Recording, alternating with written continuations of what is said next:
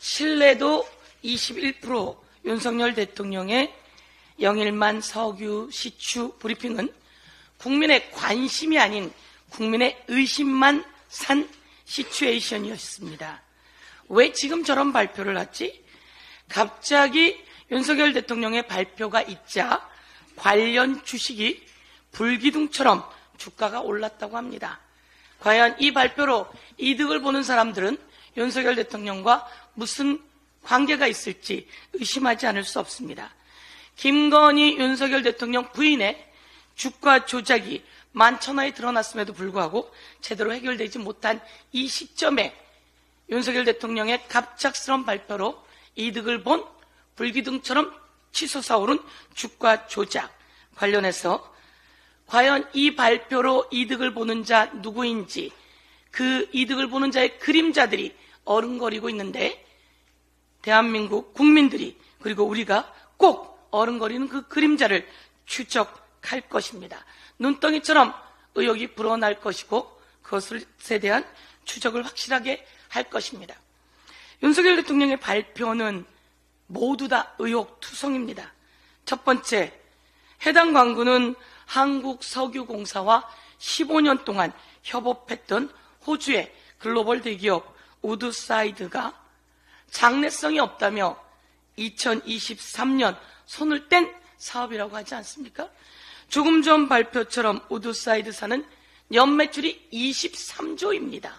그리고 액트지오는 연매출이 3,800만 원이라고 합니다. 이것에 대해서 국민들은 이야기합니다. 그래, 가능성이 있어도 좋아. 그런데 우리가 믿을 만한 사람들에게 맡겨야 되는 거 아니야? 나라 국민 세금이 들어가면 믿을 만한 기업에게 맡기고 믿을 만한 사업을 해야 되는 거 아니겠습니까? 그런데 시작부터 의혹투성이면 되겠습니까? 첫 번째 의혹이 그것이었습니다. 두 번째 의혹은 윤석열 대통령의 탐사 시추 지시가 윤석열 대통령이 브리핑하는 날 발표 당일이었다라고 하는 보도가 있습니다. 이건 도대체 무슨 상황입니까? 윤석열 대통령의 탐사 시추 지시가 발표 당일이었다라고 하는 것에 대해서도 의혹을 제기하지 않을 수가 없습니다. 그러면 이와 관련해서 산업부가 이야기를 해야 되는데요. 몇 가지를 빼고는 모두 다 기밀이라며 설명을 제대로 하고 있지 않은 상황입니다. 이런 의혹이 눈덩이처럼 불어나고 있는 이 상황, 대통령은 대한민국 국민의 혈세가 들어가는 만큼 철저히 국민 앞에 공개해야 합니다.